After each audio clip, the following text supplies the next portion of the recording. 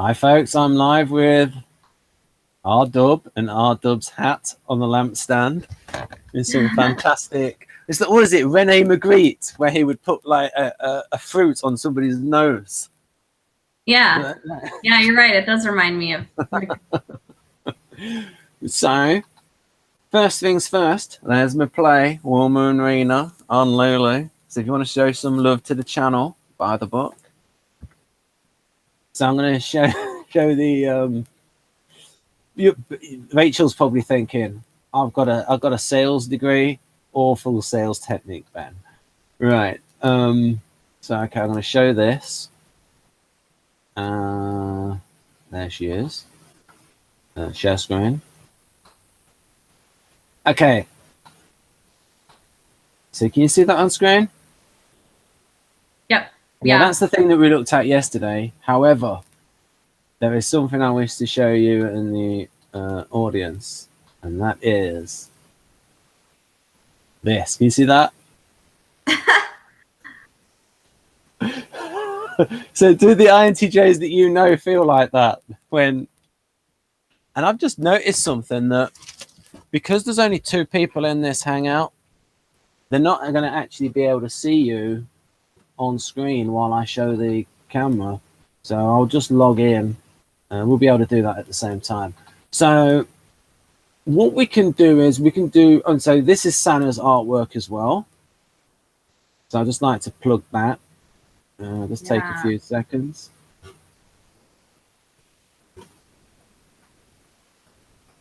Amazing stuff. Yeah, especially this one. When I saw that, I thought, right. So what we can, because we went through this yesterday, I can sort of get your thoughts now on sort of like, you know, was this useful? Sort of like the way KEIRSEY looked at it, as sort of like looking at the actions.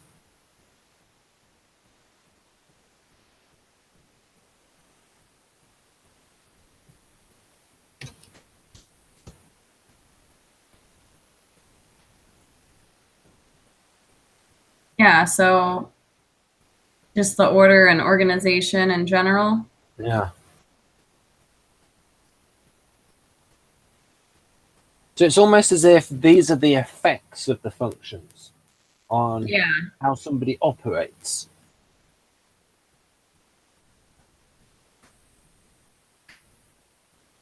I just thought you'd talk a few minutes while I log in about, so because we went over this in depth yesterday. Yeah, I'm just kind of trying to recalibrate here. Yeah,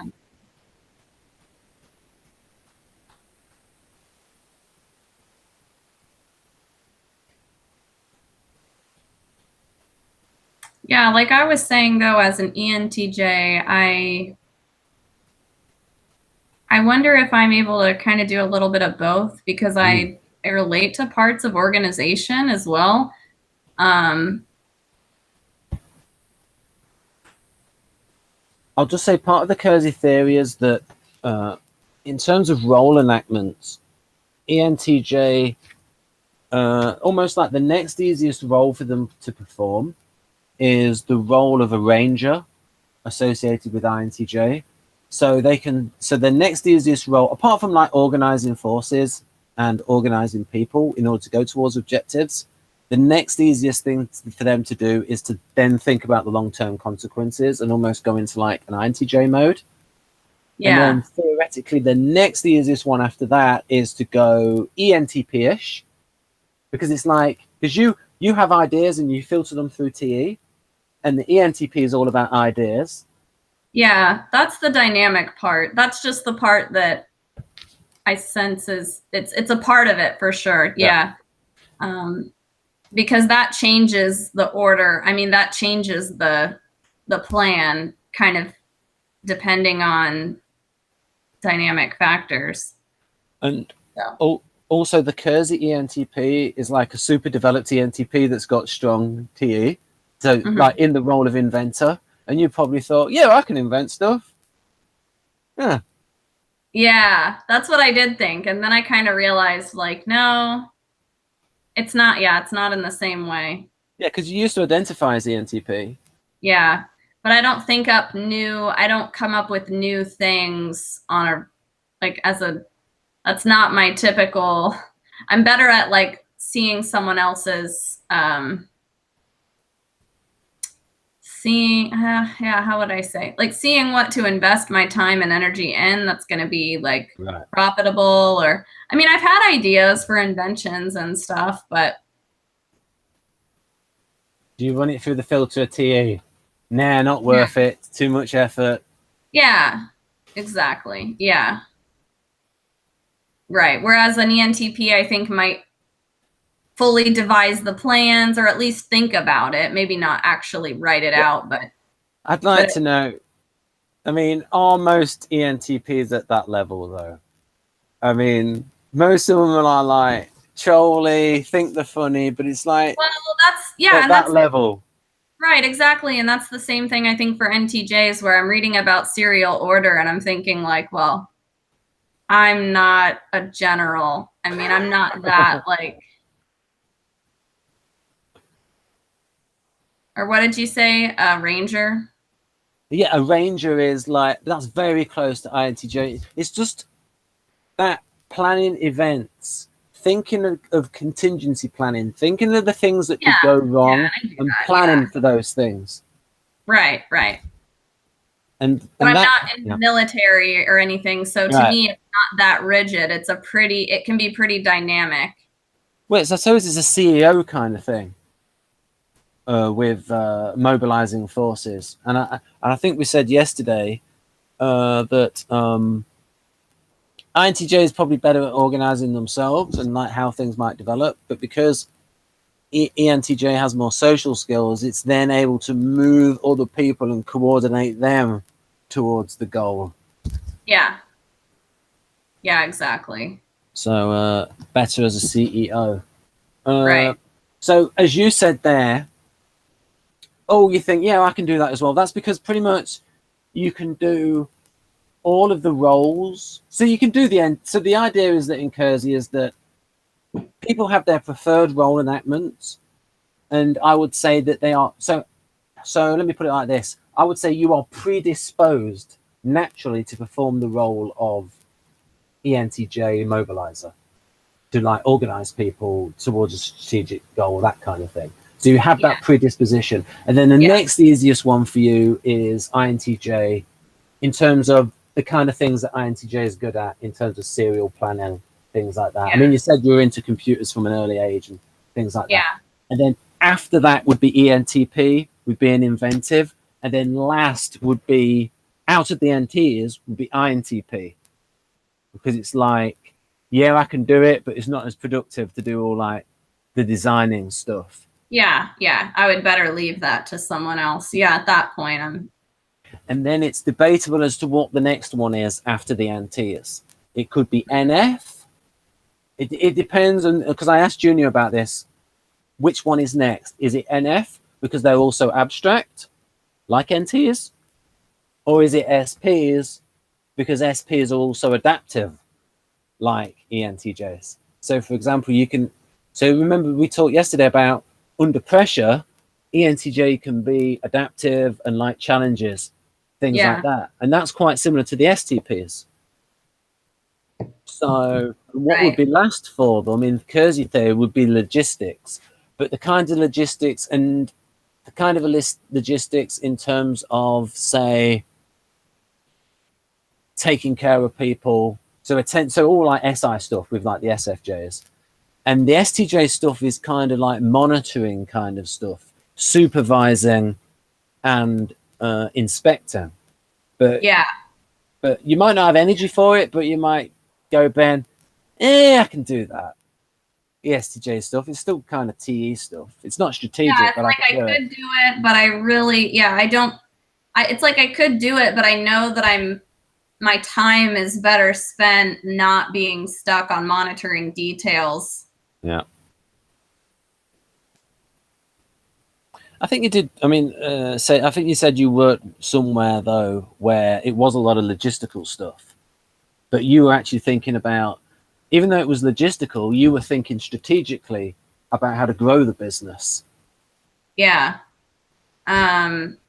That, well, I don't know if it was like if it was very logistical. I mean, well, just because it was retail. I mean, I just assume it's a that if small something's store. right, I just think that if anything's retail, then it's like, well, we got to get this stuff in. We got to do all the logistics of keeping it in stock, stock control. Oh yeah. Right. Yeah, I had to do orders and inventory and all that regular day-to-day stuff. Yeah. You probably weren't enthusiastic about it, but and here's one of the other things that because you practiced it, you got better at that. Yeah. Right. And also because I think we mentioned this last time, because of upbringing things, sort of forced to do the SFJ stuff. Yeah. So, all right. So now that everyone, because the thing is, when there's only 2 people in a hangout, they don't see the little boxes of the people. Oh, right. So now when I share the screen, they can see you and your reaction. Okay. Right. Cool. So we've sort of gone through then. So we'll do a bit, then we'll get to the second half. So yeah. So the organization stuff. Yeah.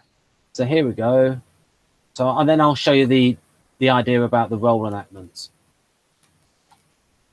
Right, I'll get your thoughts on that. All right. I'm going to read it out loud. Coordinators do the work of what might be called arranging.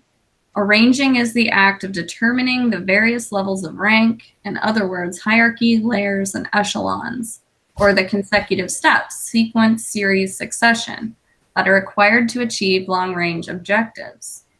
Hierarchical arrangement enables the mobilizing of field forces and conducting campaigns. Serial arrangement, in contrast, enables the entailing of contingencies in a plan of action. In case people can't read my writing, minimizing the negative outcomes. Yeah. Yeah. Yeah. And for me, also just going towards what would maximize the odds of positive outcomes. Because I was telling Ben in the last hangout, I don't know if this was recorded in the ENTJ hangout or not, or if it was in a different one, but yeah, it was the one that we did it was the it was the self-affirmation block of the the Socionics ILI INTJ hangout that we did with Enrique. So it would be the video that was posted before this one. Yeah, that's before the one before the Peter Schiff one with Athen. Then it was that one. So 2 back. So what I was talking about was this sense that I know that I'm not in control. Like I don't just sit down and plan out, okay, well, here's what we're going to do. And this person's going to do this and they'll do this and they'll do, because I don't know all these things. So the coordination goes in, well, I mean, it's like I have to calculate probability or take into account like probabilities as I kind of develop the plan dynamically. That's what I think the ENTJs really do. So that's an interesting contrast with ESTJ. Do you think the ESTJ needs more of that plan? Yeah. And that's why I think it works better with more established institutions, running something that has an established best practice way of doing things, whereas ENTJ is more of a startup entrepreneur who's leading into a new territory that doesn't have clearly defined best practices. And this is where a temperament thing comes in, where NTJs are adaptive, STJs are compliant. Right. So do you reckon you have a sort of natural sense of when the plan goes wrong, you still know where you're trying to get to? Yeah. Right. Yeah. And so there is monitoring. I'm monitoring the plan in that regard because I can see when things are kind of going off track or we're not going towards those positive outcomes. Right. That's why I quit my last job. Right. So it's like the outcome. So it's like in an NLP sense, you're focused on the outcome, and the plan can change to achieve the outcome. Whereas with the STJs, it's harder for them to modify the plan to get to the outcome. I suppose the more, I would argue that the more intelligent STJs would be more intelligent in a way of, I imagine an intelligent ESTJ would have like a load of backup plans from experts that they've studied, and they'll sort of mentally go, okay, what does Hargreaves say I should do in this situation? And he'll sort of like go to that manual of that sort of backup plans that and the smart ESTJ, I reckon, would have read loads of experts. So for instance, say they were in like a business situation, smart ESTJ might have read loads of business books from respective successful business people and think about, well, what would they do in this situation? Yeah, right. So the business equivalent of what would Jesus do? Right. Whereas I feel like generally the ENTJs are in a field where there's not a lot of established resources to even look to. I mean, that's a good point, because it's more of a speculative project looking for opportunities. Yeah.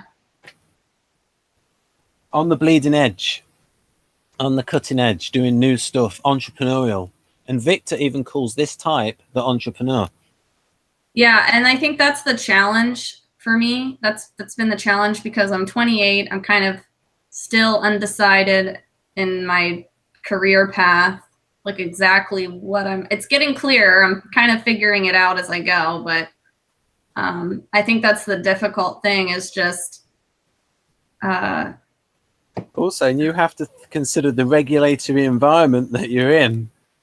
It's like, well, I'd like to do this, but it's a little bit tricky. Exactly. It's just the overcoming of all the obstacles that are getting in the way of this vision that I have. And that's just my life, because it's not like I can separate my life from my work. It's all one thing to me. So I have to be functional. And since for the last few years, I've had to focus on my health, unfortunately, it's forced me to not focus on the external world as much as I would like to further my career goals. So it's like, it's been a serious challenge, because I needed to be effective and healthy so that I'm able to do that and have mental energy for that. So I'll say to the people watching this, we did when in the hangout that we did on Sunday, so if you type in, folks, socionics, ILI, self-affirmation, you get the hangout that we did, and a big part of that hangout was comparing INTJ and ENTJ, because we had Rachel there as an ENTJ resembler, and she also talked about Athen, and we had Enrique there, who was very INTJ, and so we had this good discussion about the differences and similarities between ENTJ and INTJ. And yes, there might be a lot of jargon in there, but just wait for it, folks, and you'll get to the good stuff. Yeah, some good stuff. Real quick,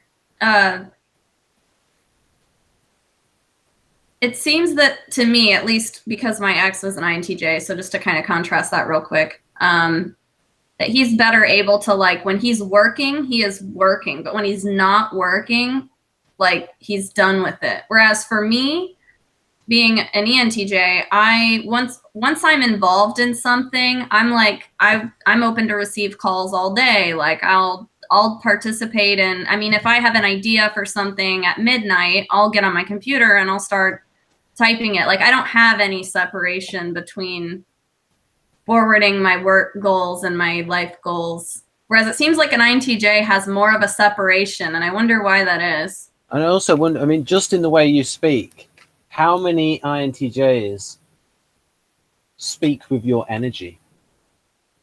So just the energy level between ENTJ and INTJ. Yeah, that's true. Totally different. I mean, they can be very productive, and INTJs are very productive, because it's like, whenever I've mentioned it to, like, say, Haley and Enrique, it's like low energy, but they spend what little energy they have very productively. Yeah, that's a good point. And I just have energy all the time, really. I didn't when I was sick, and that was the problem. And that was part of it as well. Is it's almost like you have so much energy, but it was like, say, a computer where the CPU was like running hot, and it was like, yeah, yeah, you burnt yourself out. that happened. Yeah, that happened. That's what happens when you go to school and you only sleep 3 hours a night because you have a full-time career playing a video game while you're in school. Wow. Trying to get straight A's. Oh, that was that thing. I think you said that you were really into, like, there was this, like, not Sims, but it was like World of Warcraft. Yeah, World of Warcraft. Yeah. Yeah, and I think you had a little bit of a debate with Morgan, and then you said, "Oh no," that you mentioned all the things that you did, and I think you got on like the leaderboard or something. You were really into it. Yeah, I was very competitive. Oh, I got an idea for you. That World of Warcraft thing, the things that you were doing in that game, do you think they were very CEO-y, very Field Marshal, ENTJ-ish, organizing forces, marshalling them? Yeah, because what we did was you had to coordinate a group of 25 people. That was our guild.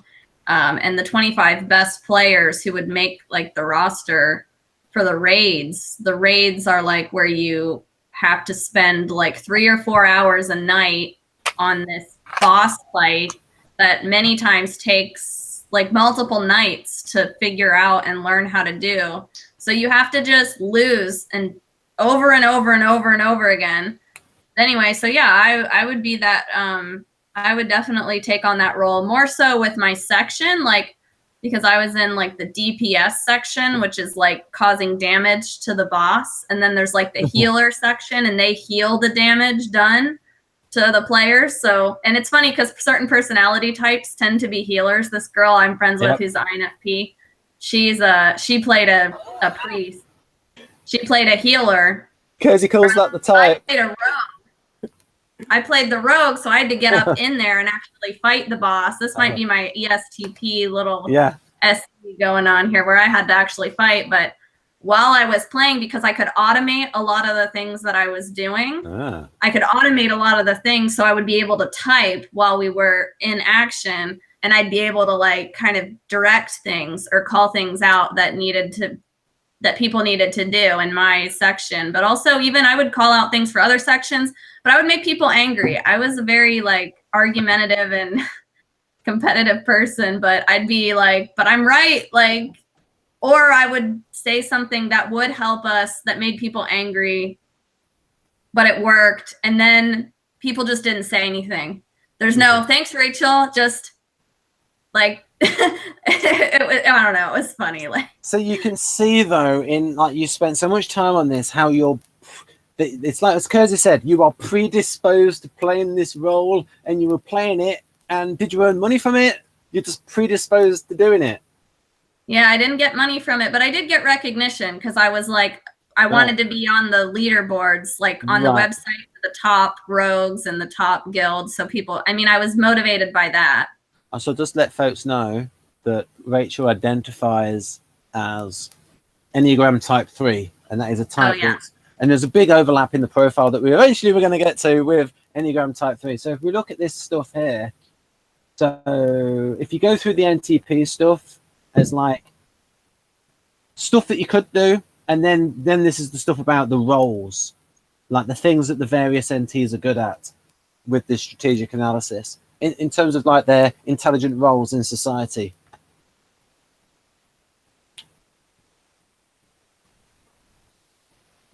Hold on, what am I looking at here? Right, if you look at the NTPs, and then we can do the rest. So okay. Sort of the idea of like, well, I could do it if I chose to, but I want to. The detailed 2-dimensional blueprints, 3-dimensional models, working prototypes. This makes me think of when I was homeschooled, and my mom used to always emphasize like the brainstorming and the outlining phase of writing a paper. Like you got to have a really good, outline of what you're going to do. I never wanted to do the outline. I would just jump in because I already have the structure. So the best way that I would write papers would be to just kind of start doing it. And then I make adjustments as I go, because I can just kind of see how the structure should be, but I don't plan out the structure ahead of time. Right. Because it's like, just like with other, because it's just, I'm always going to say you are the structure, because that's your just filter of attention is like, not just it, but it's adaptive structure, isn't it? You know how to adapt the structure as you go. Right, because it's better for me, because otherwise I don't know, it paralyzed me actually. If I had to do a long outline, it made me feel paralyzed. Like I can't go, I needed to just start writing so that I had stuff to work with and move around and as I go, rather than probably access the NI as well as you go. Because so would it be a case of start writing, then stuff's going to occur to you as it happens, popping into your head? Yeah, exactly. Yeah, I think the ENTJs in that sense do trust their gut. Yeah. Right, so then we've got stuff here with the summary of sort of like of the NTs, the sort of differences between the two halves. The coordinators, NTJs are the coordinators, NTPs are the constructors. Yeah. Yep. Makes sense.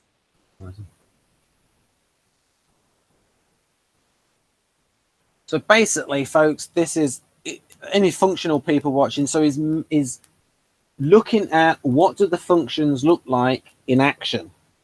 And so in terms of the actions, the intelligent actions, the NTJs are about coordination, going towards plans and business opportunities.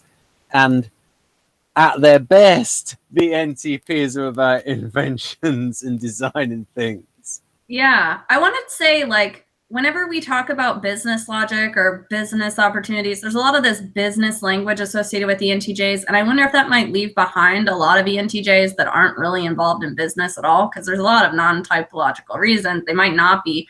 But I think if you use the word profit, like profitable opportunities, yeah, I think that might be more relatable to more people. Yeah, I think a lot of ENTJs will. I think a lot of the ones that identify as 8s are more likely 3. Yeah. Or they're a very 3-ish 8. Without talking too much about Enneagram, it depends how you define the 8. Because people define an 8 and it's very much like an ESTP, whereas other ones, and it's just like an in-charge type in terms of interaction style. So yeah, you can see that on screen, folks. We're now going to go to the, unless you have something to say about this, Nope. Rachel. Right, yeah, because we talked about this yesterday. Right, so, oh yeah, so we did paragraph 5, I think, because I remember getting halfway through. And I think there are 10 paragraphs. Yeah, so we got halfway through. So yeah, paragraph 6. There we go. And a little summary of the Model G that this correlates to. In fact, I'll put that up there because then it won't get in the way of the boxes. So if you read through that and then stop and comment whenever you feel like it. All right. Am I starting at number 6? Yeah, I reckon, yeah. Okay. So take the building of a house, for example. Put a field marshal in charge of the job, and he or she will coordinate all the steps in the operation, hiring a cement contractor to pour the foundation, also hiring a plumber to set the water pipes and connect the sewer lines before pouring the slab. Then comes the framer, electrician, roofer, drywaller, a USA-ism. I've never even heard that. A drywall. I came up with that. That's a Benism. My Benism is that's a USA-ism. Okay. A painter, a cabinet maker. I'll move on to that. Now you do something similar to this at the moment with doing your little odd jobs. Yeah. If I expand this business, I have an idea. Right now I'm just doing some odd jobs because I've been in between jobs, and there's a lot of people in this neighborhood that do gardening, and lots of older folks that need help with their yard. And so I've been doing gardening and some house cleaning, and I thought about starting a business like Rachel's Odd Jobs. And I thought about, well, if I'm going to have to, there might be some things I can't do, but maybe I can find somebody who can. And so I've thought about that, and I think I'd be able to do that. But I don't know if that's what I really want to spend my time on. We'll see. But okay, so I'll continue reading. Yep. with the ENTJ requiring that the construction follows a logical order so that there is minimum waste of manpower and material resources. Yes. That's pretty much how you would do it if you were in charge of. Yeah, if I was in charge. Yep. Yeah, exactly. Right. All right. So, yeah, I don't think I have anything else to say on that. Go on to 7. Yep. In this, just the same way, field marshals cannot build organizations. Or rather, cannot not build organizations. Cannot not build organizations. Oh, yeah, very important. Cannot not build organizations and cannot not push to implement their goals. Yeah. More than all other types, ENTJs are from an early age bent on the exacting and untiring practice of their budding coordination skills, which enable them to be good at systematizing, arranging priorities, generalizing, summarizing, compiling evidence, and demonstrating their ideas. Yeah, just to stop there. Yeah, that's something that I've been doing from a young age. Do you want to give some details? Because then people can have an idea of because they might be able to recognize an ENTJ as a young child based on some of your examples. Well, first of all, I had a very high energy level. I was always talking anyone's ear off who would listen to me talk, because I not only wanted to share my ideas, but I was studying how people responded to my ideas. It was like testing, like lots of testing, lots of experimenting and seeing what happens kind of stuff when I was a kid. And then as I got older, like by the time I was 12, I was really interested in building websites, because I had this game that I played with a girlfriend where you had like digital pets, and I think she was some kind of ESFP.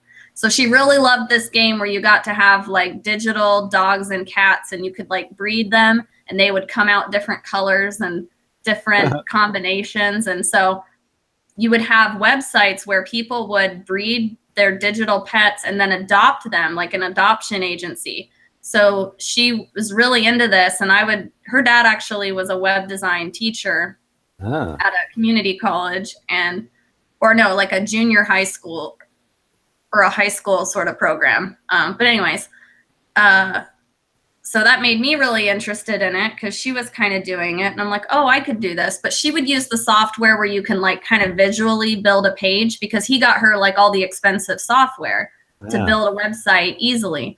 Well, I didn't have that. So I had to learn. I was like, well, I'm going to figure this out, how to build a website, because I want to do this too.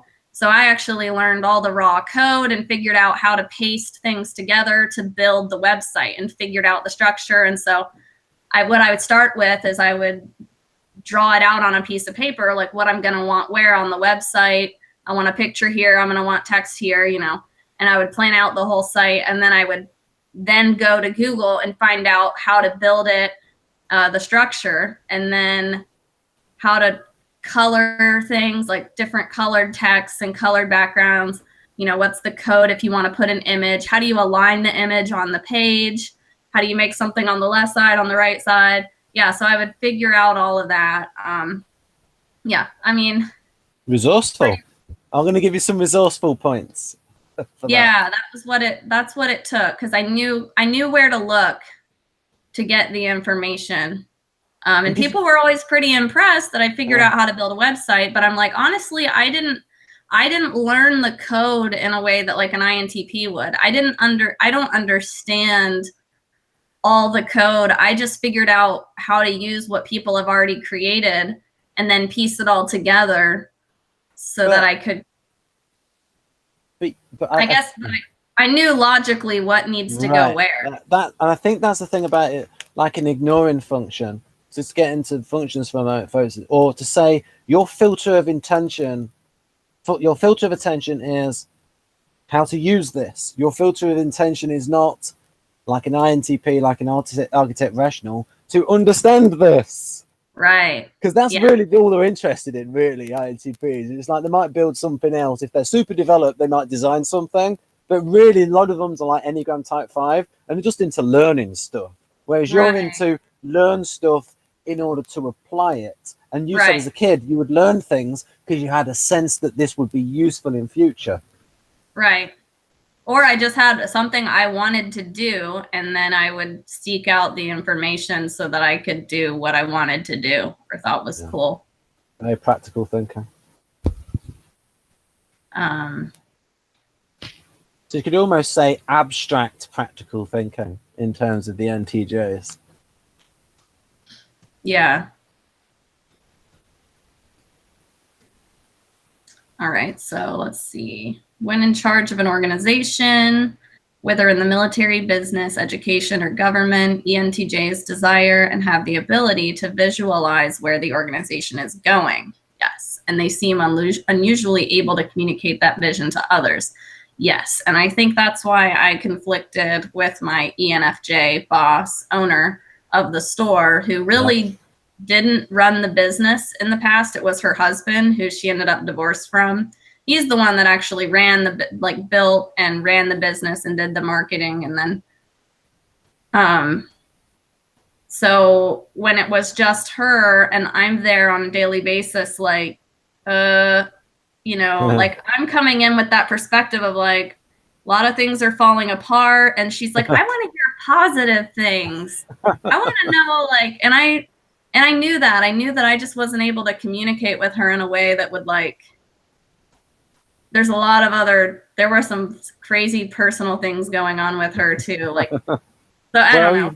But yeah, we are on record, so maybe not too much details. I have heard of this stuff. I know, and that's why I want to say that, because I think that maybe there was just a lot of misunderstanding. But what I'm getting at is I think that she knew that I could see what's really going on, because the store ran out of money at one point, and that was widely known. Like we were short on money, and the ex was doing things to like drain the bank account and like hurt the store financially. So it was just a mess, and I could see it. And but she wanted everyone else to kind of think, you know, like any business owner, you don't want your employees thinking that anything's wrong or that the store is going in a bad direction. So, but I could clearly see that just because it was obvious. I could see things breaking down and not getting fixed in an efficient, timely manner. And the only reason that would be is if we didn't have the money to do it. So, I mean, I could see all these things, and that made her uncomfortable. And that's ultimately why I had to leave, because I'm like, I see the direction we're going. I see that we don't have the means to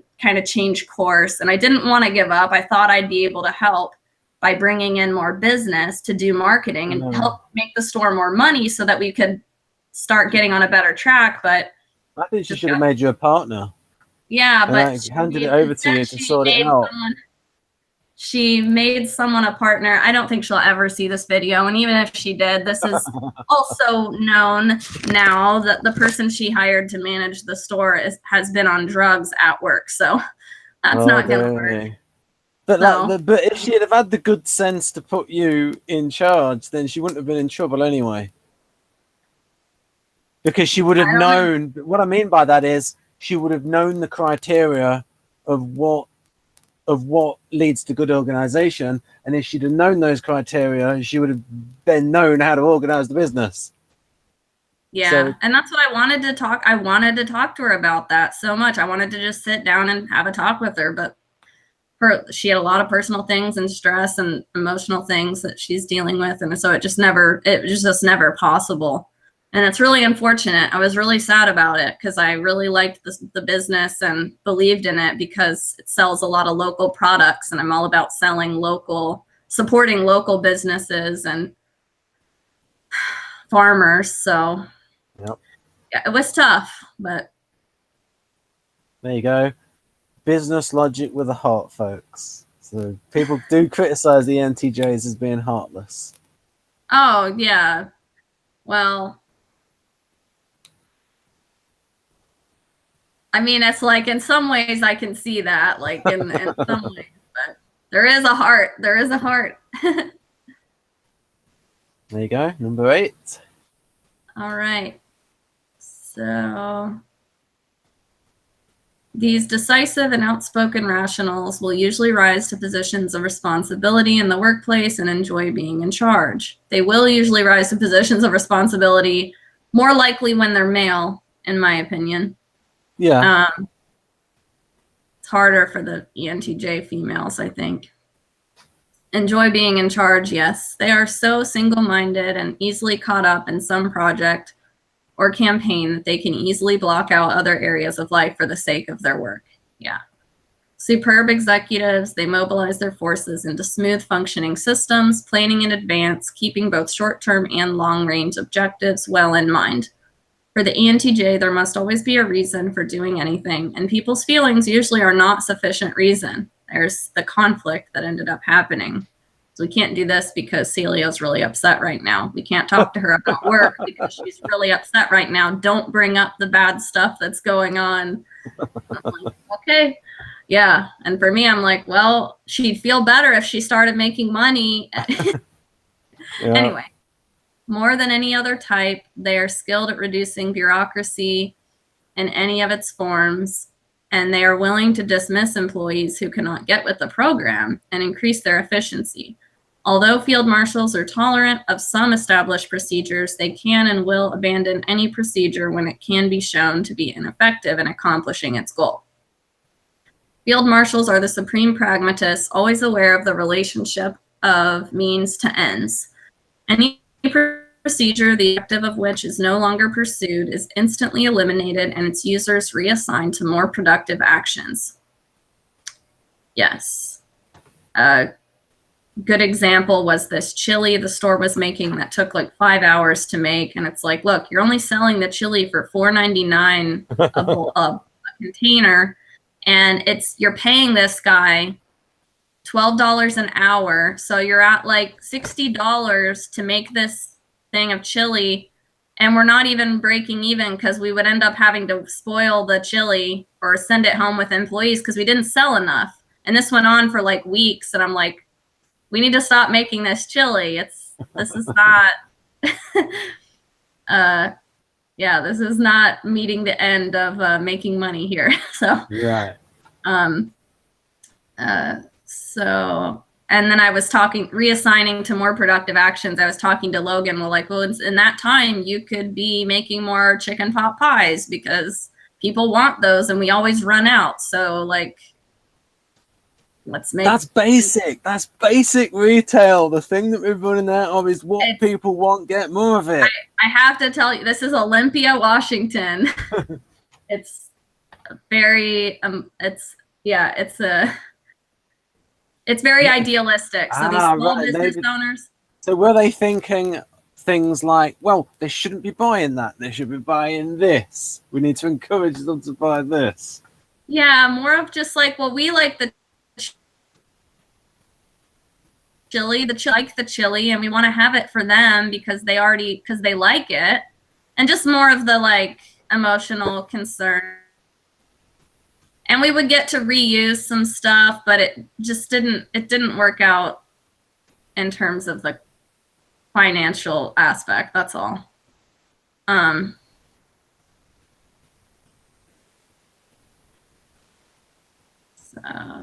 let's see. I think you got to get with the program and increase their efficiency. Oh no, I got down to the any procedure of the objective, any procedure the objective of which is no longer pursued is instantly eliminated, and its users are reassigned to more productive actions. Yeah, that's what I was kind of getting at with. You want to move people around to a better use of their time. Right. And now it's got here about Parkinson's law. I'll show people. I'll just mention what that means. Parkinson's law has little chance of survival where ENTJ is in charge. So I think Parkinson's law is building up a bureaucracy. So here we go. This is in the back of Personology, the ultimate book. What I mean by that is KEIRSEY's final book. According to Parkinson, there are two reasons for this expansion of work. An official wants to multiply subordinates, not rivals. Officials make work for each other. So it's almost like the middle management people want more people under them. So Parkinson's law is just that all the SJ pencil pushers will just increase and increase and increase and just get more and more bureaucracy because they want to sort of like increase the size of their department because then they get more power. Is that the motive for the SJ though, to get more power, or would that be a more I think STJs. I mean, think of ESTJ. I mean, they want power. I think what they see as getting power by working the way through the system. Okay, yeah, I see what you're saying. And so he's got here. Parkinson says he said the total of those employed inside a bureaucracy increases 5 to 7% per year, irrespective of any variation in the amount of work, if any, to be done.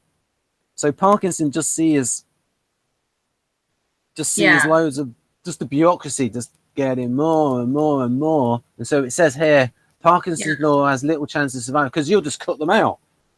Well, right. Yeah, I also, instead of power, I would almost say control, especially for the STJ, because it gives the sense that they're able to, because they have a subordination, like they're able to give people a direct command and then have it done. So it's more of a sense of, well, this is going to be more reliable because we have people better managed more directly with more supervision and more. So it's like a sense of control that we're going to get the reliable outcome because people are, you know, but then to me, I'm like, well, this is micromanaging and this is getting in the way of production a lot of times. A lot of it is like justifying their own job by doing stuff. Things like that happen. Yeah. Start getting into all this, like you start getting into unnecessary paperwork and accountability where it's like too much. Some, of course, is necessary, but it can be too much. So number 9. Yeah. Field marshals take full command at home, leaving little doubt about who makes the decisions. Male or female, they expect a great deal of... Wait a minute, that was quite funny that you were nodding there. Any humorous details?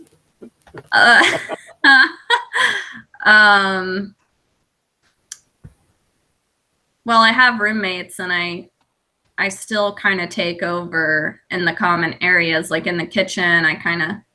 I mean, like a lot of times I'll just like, I don't know. I mean, it's so self-explanatory to me that I make use of my space. And I mean, I take charge, show them how to do it best. Yeah.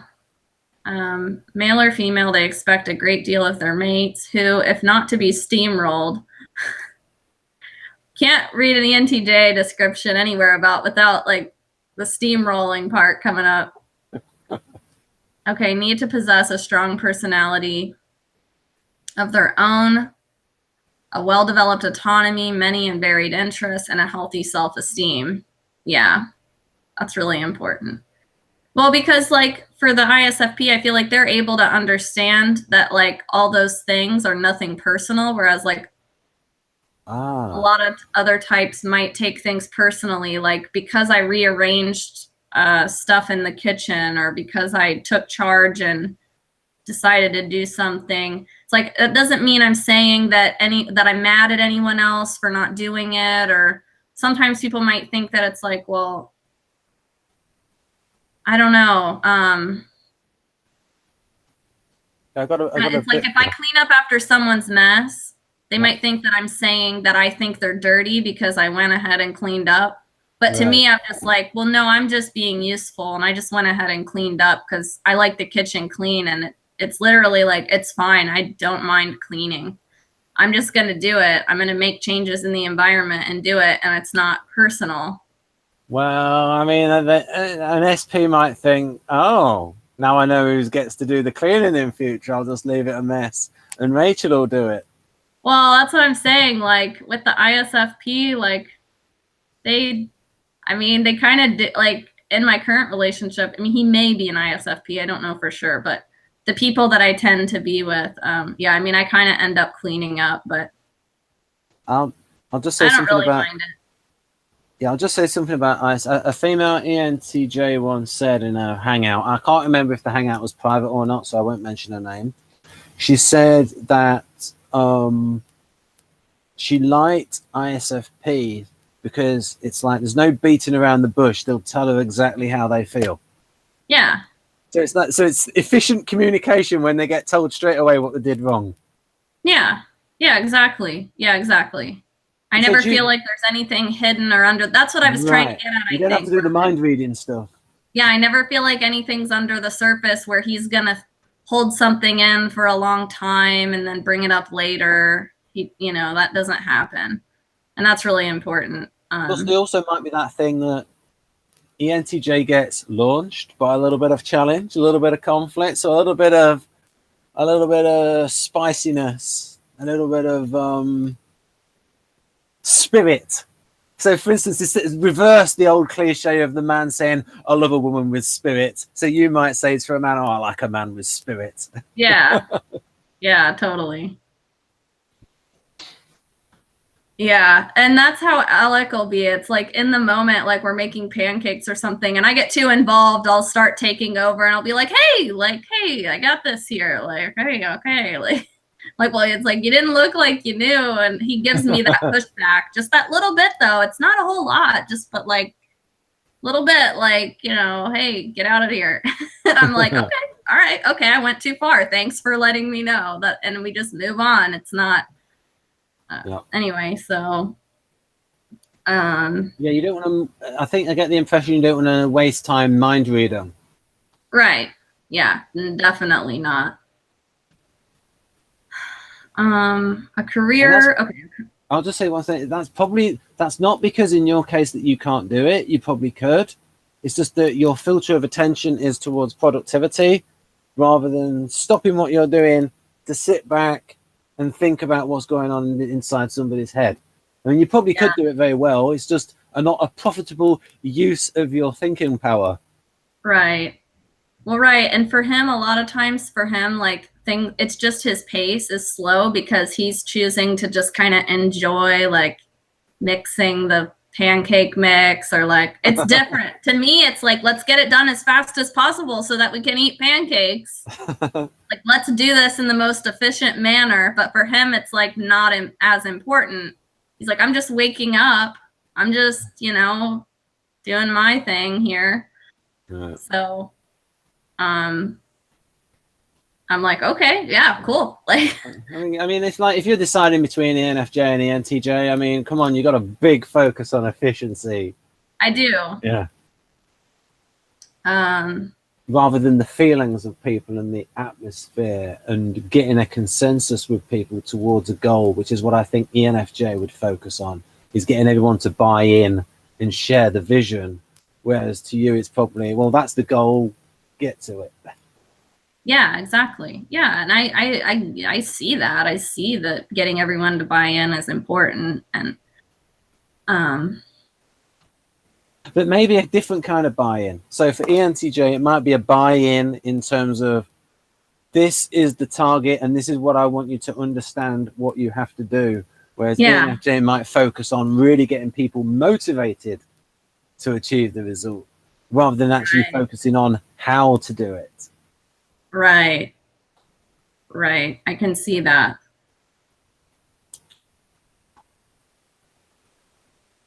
I think you got it here. A career woman, however. Maybe you got up to there. I'm not sure. Okay, yeah. A career woman, however, may not be appealing to an ENTJ male who is apt to view his home and family as part of his professional background, as a resource, and thus adjunct to his own career development. Oh yeah, that fits with me saying there's really not a lot of separation. I need my whole life to kind of be productive. Yeah. Yeah, so he may expect his mate to be active in civic and community affairs, to be socially sophisticated, and to continue her education. The ENTJ female, on the other hand, may find it difficult to select a mate who is not overwhelmed by the force of her will. Well, yeah, I think that's true, but I think personally, I try to be very conscious of that. Like, my partner's still thinking about going back to school because he actually doesn't have a degree. He's just been working since he got out of college, or since he got out of high school, so he has no debt. He's in better shape than pretty much anyone. And he's got work experience as well. He has more money. He makes more money per hour than a college graduate at their job. So, I mean, but now he's like, I want to go to school. And so, like, I'm thinking about moving. I really want to live in Austin, Texas long term. And it's like, but I want to make sure that he's going to get to go to the school he wants to. And I'm not trying to force him. I don't want to force him to like change his life plan. So I try to be really conscious of that. I don't want to be, because I know I can be pressuring, like, well, we should really go do this, but I want him to be able to exercise his autonomy. But I can see how it was difficult for me in dating because, well, most men they're not comfortable with me having such strong ideas where I'm like, look, I won't impose stuff on you, but for me, like, you're not going to tell me what to do. Like, that's for damn sure. Like, I'm still going to go, this is where I'm going. You know, This is what I'm doing. And that would cause a lot of problems. Yeah, the thing in green at the bottom is just my own private notes about this guy who thinks he resembles I would actually talk about himself being INTJ, but this is just my own private notes about how I think he more resembles ISFP. So that's nothing important. Oh, okay. Okay, gotcha. Hopefully he's not watching this hangout because he might get highly offended that I think he's ISFP rather than INTJ. I won't even mention his name.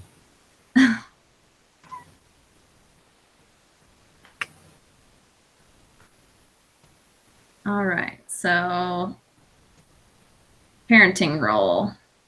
Also in their parenting role, field marshals are thoroughly in command and their children will know what is expected of them and will be expected to obey. When they don't, the ENTJ parent is not apt to make a scene.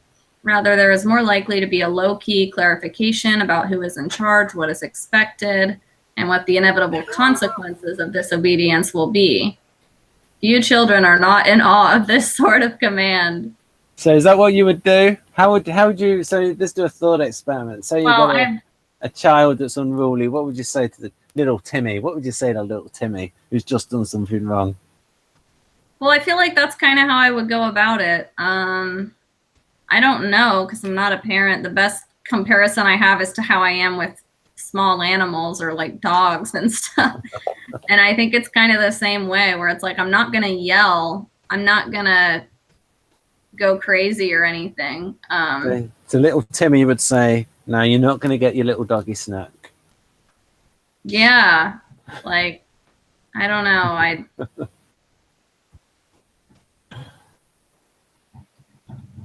Like, I don't know how I would be in that situation, but I think I can see that if I were a kid that I would have responded better to that kind of parenting because at least it kind of makes sense. Like, yeah, well, that's what the NT kids want. They want the reason, right? I think the SPs want that as well. Right. So I did not like hearing because I said so. Pardon? Oh yeah, they don't like that. I didn't like that. Yeah, the NT. So it's like the adaptive, like the utilitarians. It's like I think all the SPs and the SJs might respond to that. Okay, yes, and then they probably won't get in as much trouble anyway. The SJs, little adults at 12. Mm-hmm. Yeah, what you'll notice about SJs is they are little adults, but when something emotional happens, they'll get very upset. So they're very upset when somebody else, where the other children don't follow the rules. Mm-hmm.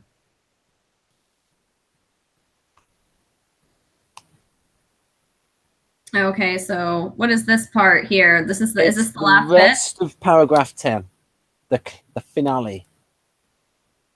All right, so both mating and parenting are highly important to the field marshals.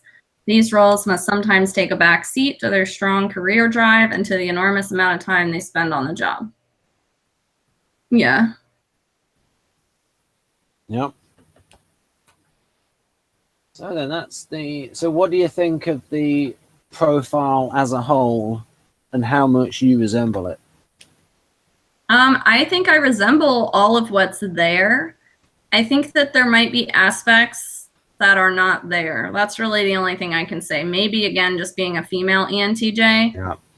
I think there might be some social aspects that aren't really covered. Yeah, because the male ENTJs aren't getting wear that pink dress. Yeah. And act like this.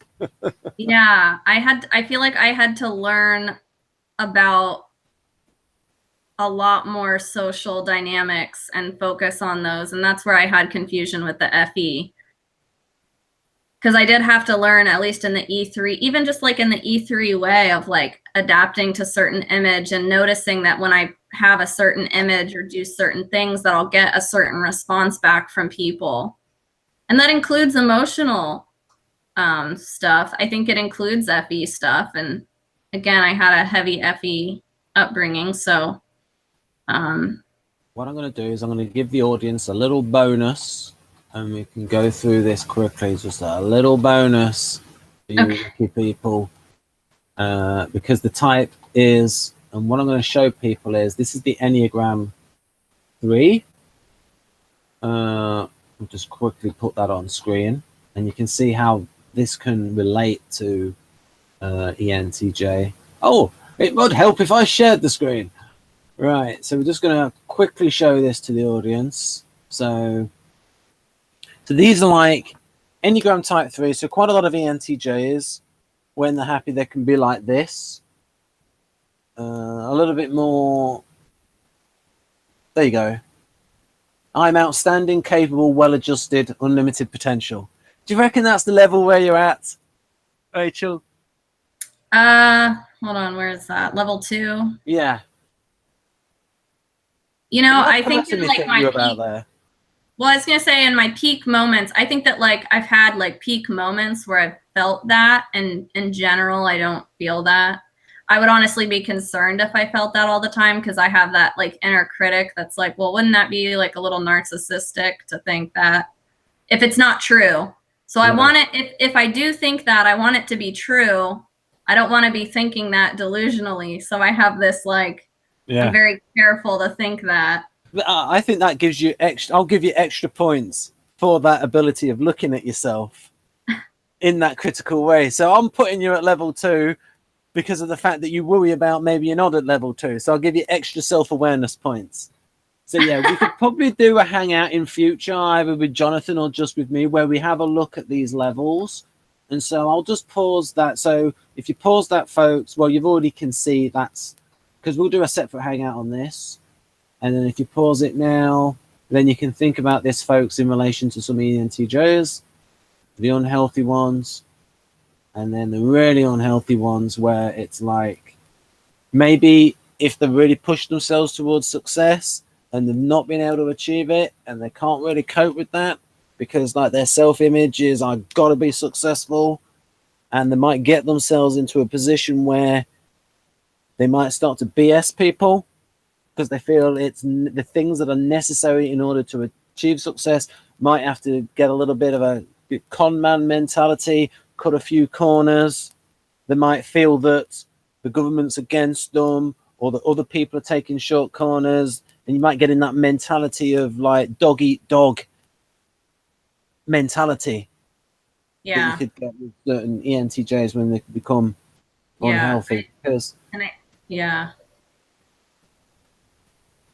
So I was going to say, I think I had dipped, you know, in like moments into the unhealthier levels, probably like in my teens.